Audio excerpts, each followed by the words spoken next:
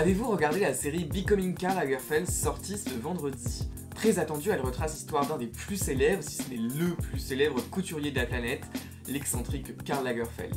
Dans cette série, on en apprend davantage sur son compagnon entre 72 et 89, Jacques de Bacher.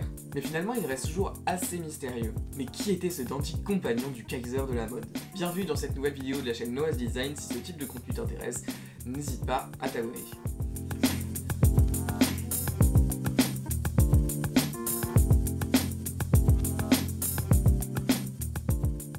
Jacques de Bacher naît le 8 janvier 1951 en Indochine française. Son père est gouverneur de la province de Cholon au Vietnam. Et en 1955, la famille de Bacher va rentrer en France. Et sa mère, descendant de grands propriétaires terriens du Limousin, il va évoluer dans un milieu aisé, catholique et bourgeois. Il vient ainsi entre un appartement à Neuilly-sur-Seine et le château de la Barrière. Il était censé s'appeler Jacques de Bacher de Beaumarchais, mais la seconde particule a été refusée à la famille. À 20 ans, il fait son service militaire, mais il est renvoyé car il inciterait ses collègues à la débauche. Ce renvoi lui vaut d'ailleurs un mois de prison à Tahiti. Donc ça donne déjà un peu la couleur. Et en effet, il est déjà un grand adepte de la nuit, des soirées parisiennes et de divers excès. Et il est défini d'ailleurs comme un dandy, donc appartenant au dandysme, qui est un courant de mode qui vient de l'Angleterre de la fin du XVIIIe siècle, et qui recherche à la fois l'esprit, mais aussi et surtout l'impertinence. Bon, après cet épisode tahitien, il revient à Paris, va fréquenter Assas pendant seulement quelques mois, puis il va devenir steward à partir de 1972 chez Air France, mais continue à s'intéresser beaucoup plus aux soirées dans les clubs et backrooms de la capitale. Et c'est finalement comme ça qu'il va rencontrer Lagerfeld au Nuage puis au 7, une boîte de nuit proche du Palais Royal. Donc ça y est, leur histoire est lancée.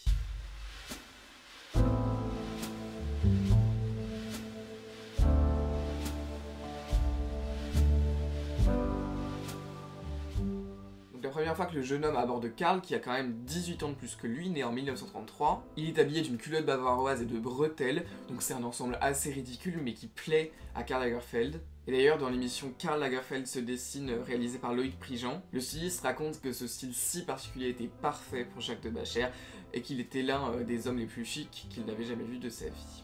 Et on peut aussi noter que les culottes bavaroises viennent en réalité d'Allemagne, où elles sont nommées Lederhosen.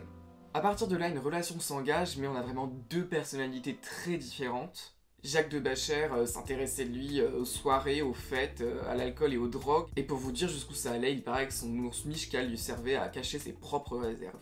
Alors que Karl Lagerfeld, lui de son côté, ne sort pas trop, ne boit pas du tout d'alcool, et surtout il travaille énormément, sans s'arrêter une seule seconde. Mais néanmoins, Karl Lagerfeld est indéniablement attiré par Jacques de Bacher. À commencer par sa culture, Jacques de Bacher est quelqu'un qui lit beaucoup. Il est tout à fait capable de citer Homère, que Karl Lagerfeld adore, Proust ou Robert de Montesquieu. Et il connaît également la culture allemande originelle du Kaiser et parle de nombreuses langues. Jacques apporte également de l'humour et de la légèreté dont Karl a besoin.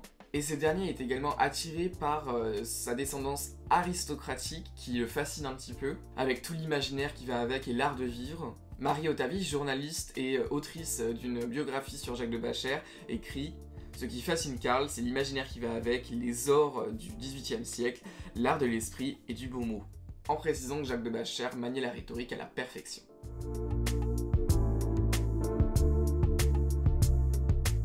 Du côté de Karl Lagerfeld, on peut dire que le succès est au rendez-vous. Et d'ailleurs, si on continue sur la métaphore, vraiment un très très grand rendez-vous.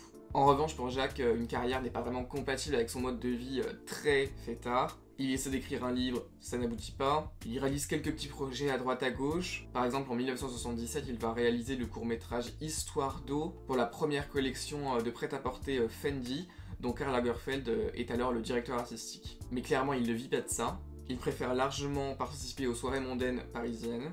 Et Karl Lagerfeld lui met à disposition un appartement et surtout couvre toutes ses dépenses.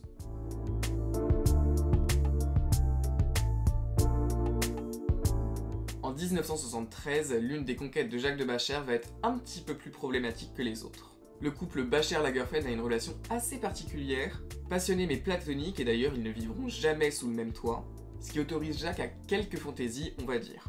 Mais cette année-là, c'est Yves Saint Laurent, grand ami du couturier, mais aussi son principal rival. Donc Karl préfère fermer les yeux, mais Pierre Berger, le compagnon de l'époque de Yves Saint Laurent, n'apprécie absolument pas, et menace Bacher, qui met lui-même fin à leur relation.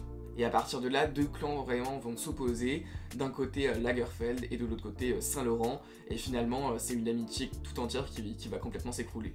Et les deux couturiers ne se réconcilieront jamais. Donc voilà, ça illustre l'aspect négatif de cette relation due au mode de vie vraiment léger de Bacher.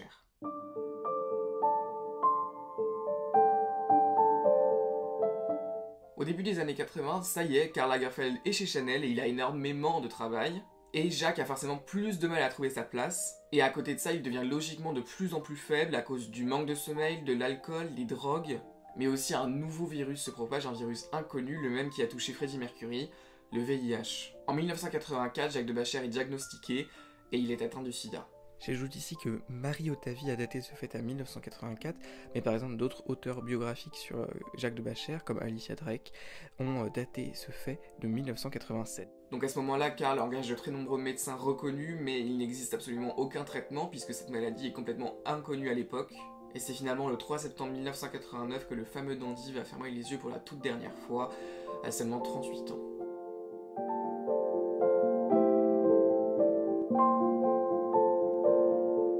Malgré cette vie tumultueuse, Jacques de Bacher a eu une grande influence dans le travail de Karl Lagerfeld. Il a du goût et il connaît les attentes des jeunes, puisqu'effectivement, il faut le rappeler, mais il a presque 20 ans de moins.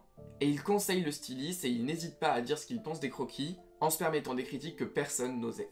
Et finalement, ça permet au créateur d'ouvrir encore ses créations et de renouveler son style toujours.